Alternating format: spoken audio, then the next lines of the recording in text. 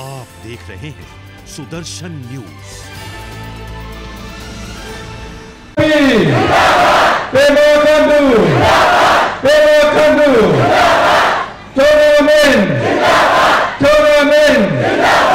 भारत माता की। नमस्कार। आज के इस भारतीय जनता पार्टी के द्वारा आयोजित इस गैदरिंग में हमारे बीच उपस्थित हमारे राज्य के मुख्यमंत्री श्री पेमा खांडू जी, हमारे बीच उपस्थित हमारे राज्य के सबसे बुजुर्ग एवं हमारे राज्य सरकार को मार्गदर्शन देने वाले और हाल ही में चौखाम विधानसभा से नवनिर्वाचित अनकंटेस्टेड एमएलए हमारे बड़े भाई श्री चौनामेन जी,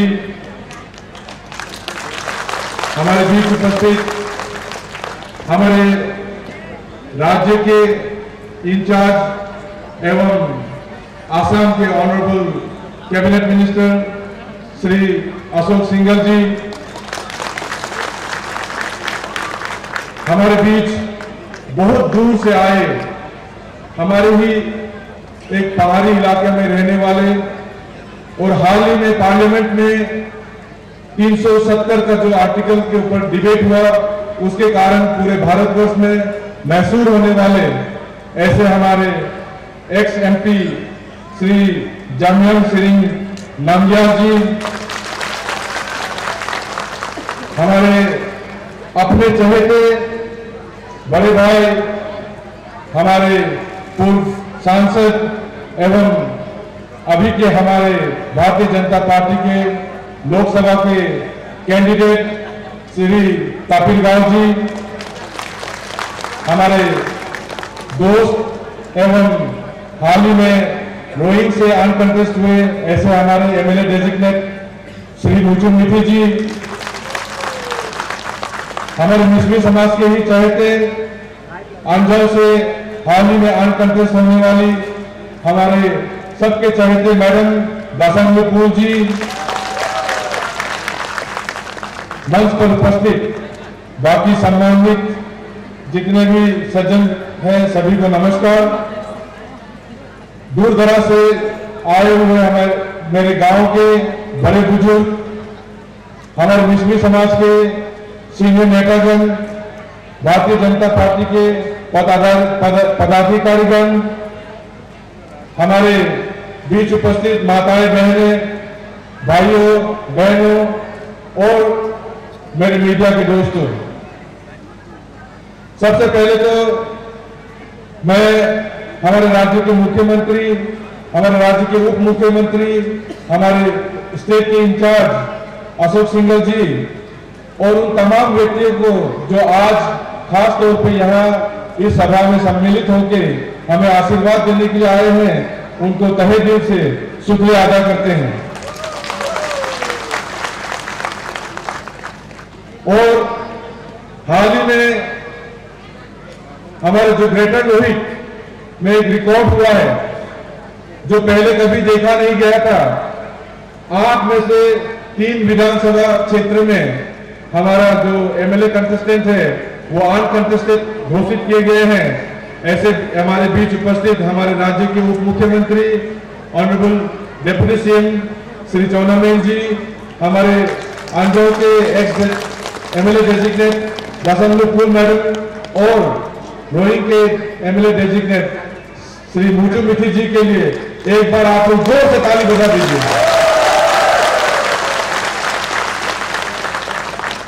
हम सभी को मालूम है कि आप इस बार भारतीय जनता पार्टी का लहर चल रहा है, इस बार नरेंद्र मोदी जी का लहर चल रहा है, इस बार फिर हमारे राज्य में पेमा खांडू और चौनामेन जी का लहर चल रहा है।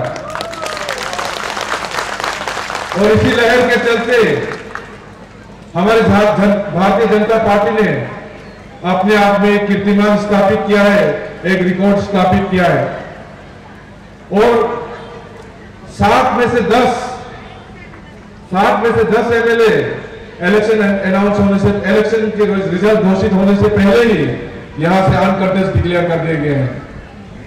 तो मैं उन सभी 10 अनकंटेस्टेड एमएलए को हमारे तेजू सुनपुरा के वासियों की ओर से हार्दिक शुभकामनाएं देता हूं, उनको अभिनंदन करता हूं। मेरे प्यारे तेजू सुनपुरा के वासियों, हम सब जानते हैं कि पिछले 5 साल हमने बहुत दुख तकलीफ में गुजारे हैं। हम सब मानते हैं कहीं ना कहीं और कभी ना कभी हम सब ने कहा है कि पिछला 5 साल में तेजू में कोई विकास नहीं हुआ। हॉस्पिटल का जो सिस्टम है कहीं ना कहीं खराब हो गया है। लोगों को छोटी छोटी इलाजों के लिए बाहर रिफर किया जा रहा है। हमारा सड़कें बेहाल है। हमारे बहुत सारे कॉलोनीज में, बहुत सारे गांव में पीने का पानी का समस्या आ गया है। लेकिन डेवलपमेंट नहीं होने के कारण, फंड नहीं ला पाने के कारण हमारे जो उस समय के विधायक थे, जो निर्दलीय विधायक, वो कुछ नहीं कर पाए। और अभी समय आ गया है,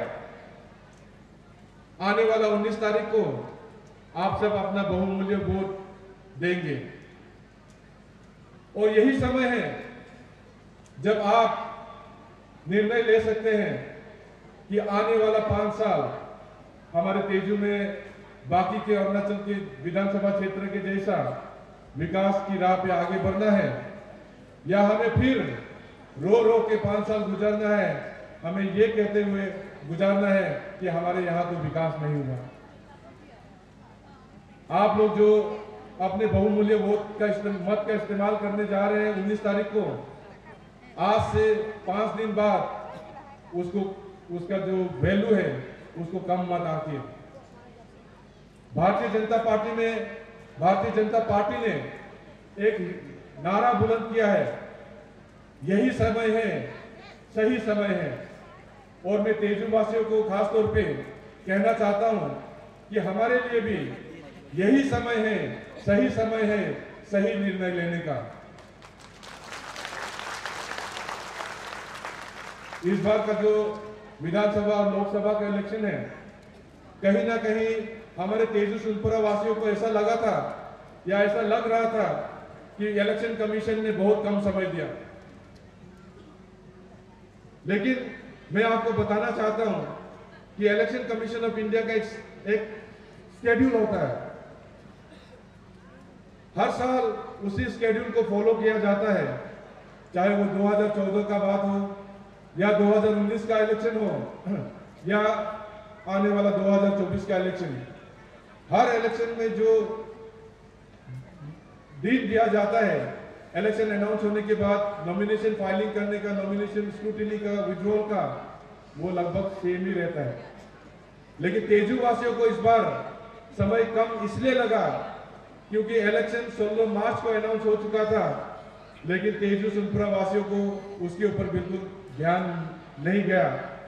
लोग इस बात का इंतजार कर रहे थे कि भारतीय जनता पार्टी का तेजू विधानसभा क्षेत्र का टिकट किसको मिलेगा, और इसी इंतजार में कब 16 से 22 तारीख आ गया, लोगों को पता ही नहीं चला।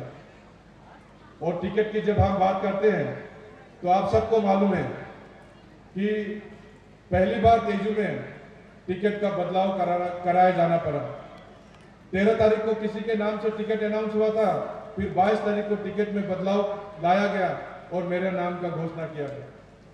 उस टिकट की कहानी में हमारा आने वाला 5 साल का विकास का जो राह है वो छुपा हुआ है।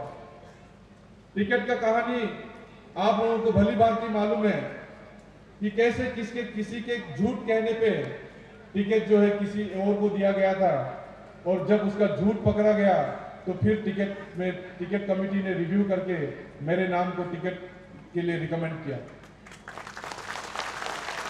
उस कहानी पे मैं अभी जाना नहीं चाहूंगा क्योंकि हमारे बीच हमारे उप मुख्यमंत्री जी हैं, हमारे बीच हमारे मुख्यमंत्री जी हैं। मुझे लगता है कि वो आपको डिटेल में इस कहानी को सुना सकते हैं। लेकिन मैं आपको ये बताना चाहूंगा कि इस कहानी में जो सच आपको जानने को मिलेगा, इसके बाद आपको ये जरूर यकीन हो जाएगा कि मैंने किसी का टिकट नहीं छीना है। मेरे बारे में ये झूठ फैलाया जा रहा है कि मैंने जबरदस्ती किसी का टिकट मिला हुआ को छीन लिया है। मेरे बारे में ये झूठ फैलाया जा रहा है कि मैंने करोड़ों रुपया दिल्ली में जाके दिया, जिसके कारण से बीजेपी का टिकट दोबारा मुझे मिला। और हाल ही में मुझे ये भी सुनने को मिला कि मैं बहुत सारे लोगों की मैं सीएम साहब के पांव में रोया, गिड़गिड़ाया, पांव पकड़ के, इसी कारण से टिकट मुझे मिला। इस अफवाहों पे आप ध्यान न दें। टिकट का जो कहानी आपको कुछ देर में सुनने को मिलेगा, आप उसको गौर से जरूर सुनिएगा। और मुझे पूरा यकीन है कि आपके सामने दूध का दूध, पानी का पानी हो जाएगा। जैसे मैंने कहा है कि टिकट के इस कहानी के पीछे आने वाला हमारा तेजू-सुनपुरा का 5 साल का जो विकास का रास्ता है, वो कैसे रहेगा, वो डिपेंड करता है। मैं आपको बताना चाहूंगा कि जिस इंसान ने इस टिकट का खेल को रचा था, जिसके झूठ कहने पे हमारे सरकार को विश्वास करा के जिसने दूसरे को टिकट दिलाया था, आज वही इंसान नेशनल पीपल पार्टी का टिकट लेके हमारे बीच एक कैंडिडेट बन के इस इलेक्शन में उतरे हुए हैं। मेरे तो यही समझ में नहीं आ रहा है कि वो इलेक्शन कंटेस्ट ही क्यों कर रहा है। हमारा सरकार भारतीय जनता पार्टी का राज्य में बनने वाला है, केंद्र में भी भारतीय जनता पार्टी का सरकार बनने वाला है। हमारे राज्य में ऑलरेडी 60 में से 10 भारतीय जनता पार्टी के उम्मीदवार अनकंटेस्ट डिक्लेयर ऑलरेडी कर दिया गया है। हमारे आने वाले समय में भी मुख्यमंत्री श्री पेमा खांडू जी ही होंगे। हमारे राज्य में आने वाले समय में उप मुख्यमंत्री श्री चौना मेन जी ही होंगे।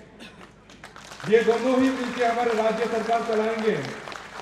और ऐसे में एनपीपी का जो हमारा कैंडिडेट काली कोकली जी है, जिन्होंने सभी को झूठ बोल के इस टिकट का खेल को रचा था, मुझे तो यही समझ में नहीं आ रहा है कि वो क्या चेहरा लेके ईटानगर जाना चाहता है। वैसे तो वो जीतेगा नहीं। तेजू-सुनपुरा के वासियों, आपको भली भांति मालूम है, हवा का रुख उसके बिल्कुल विपरीत बह रहा है, उनके उल्टा बह रहा है। उनके जीतने की संभावना तो ना के बराबर है। लेकिन फिर वो हमेशा झूठ के बल पे लोगों को फुसला देता है, बहला देता है। झूठ का माया जाल इतनी अच्छी तरह से वो जाल बिछा देता है कि लोग कहीं ना कहीं, हमारे जो साधारण लोग हैं, सिंपल लोग हैं, वो उस झूठ के माया जाल में फंस जाते हैं। कभी नौकरी के नाम पे एफिडेविट दे दे के लोगों को ये फुसलाया जाता है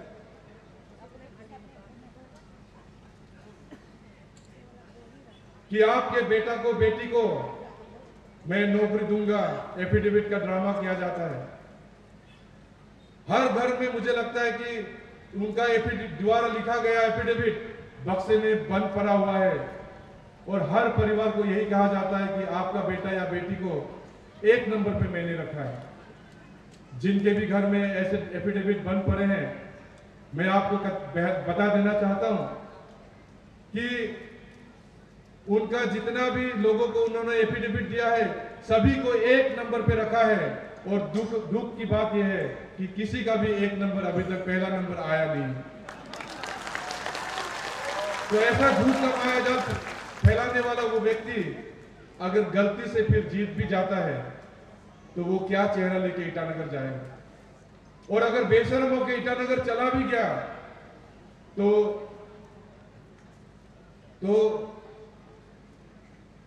क्या आपको लगता है कि हमारे सीएम साहब और डीसीएम साहब और सरकार उनको कोई वैल्यू देगा? मुझे लगता है कि आने वाले कुछ देर बाद में आप लोगों को भली भांति हमारे मुख्यमंत्री और उप मुख्यमंत्री जी के द्वारा ये बताया जाएगा कि किस तरह अगर आप ऑपोजिशन एमएलए को अगर जिता के भेजेंगे तो क्या फंड मिलेगा, और अगर कैंडिडेट रूलिंग पार्टी का होगा तो किस तरह का फंड आपको मिलेगा। मैं उस डिटेल में जाना नहीं चाहूंगा, समय का भी अभाव है। तो मैं तेजू-सुनपुरा वासियों को यही निवेदन करूंगा कि 2019 में जो गलती हमने किया है, जो रूलिंग पार्टी का दामन हमने कहीं ना कहीं गलती से छोड़ दिया था, और उस गलती के कारण जो 5 साल हमें विकास का राह पे पीछे चलना पड़ा, आने वाला समय में वो गलती हम नहीं दोहराएंगे।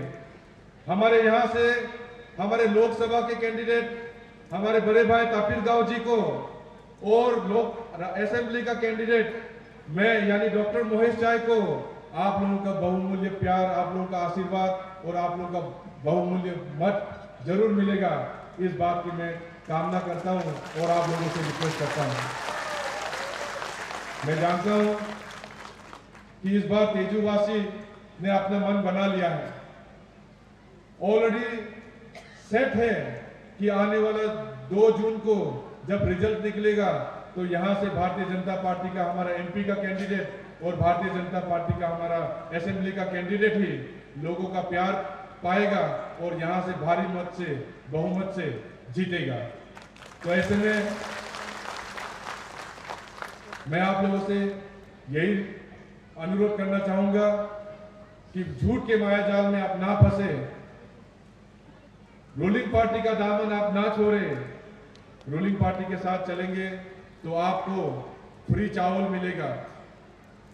नरेंद्र मोदी जैसा नेता हमारे देश का प्रधानमंत्री बने, पेमा खांडू जैसा नेता हमारे राज्य के मुख्यमंत्री बने और हमारे एक बुजुर्ग सीनियर हमारे चोनामेन जी जैसा नेता हमारे राज्य के उप मुख्यमंत्री बन के हमारे राज्य को मार्गदर्शन दें, इसके लिए हमें भारतीय जनता पार्टी का दामन थामे रखना है। मैं बहुत ज्यादा समय नहीं लूंगा क्योंकि हम आपस में तो हम बात करते ही रहते हैं, वैसे कहने के लिए तो बहुत कुछ था, लेकिन जैसे मैंने आप लोगों को शुरुआत में कहा है कि समय का अभाव है। हमारे बीच उप मुख्यमंत्री जी, मुख्यमंत्री जी, हमारे राज्य के इंचार्ज अशोक सिंघल जी और कुछ देर में हमारे बीच नामग्याल जी और कुछ देर में हमारे बीच हमारे नॉर्थ ईस्ट के एक टॉलेस्ट नेता और हमारे आसाम के मुख्यमंत्री डांगोरिया हेमंत बिस्वा शर्मा जी भी आएंगे, आप लोगों से रूबरू होंगे, आप लोगों से वार्तालाप करेंगे। तो ऐसे में मैं क्योंकि यहीं का हूं तो आप लोगों से दोबारा मिलना मेरा होता रहेगा और इस बात के साथ मैं आप लोगों से विदा लेना चाहूंगा और यह बात समाप्त करना चाहूंगा कि आने वाला समय तेजू में भारतीय जनता पार्टी का ही परचम लहराएगा। बहुत बहुत धन्यवाद। जय हिंद।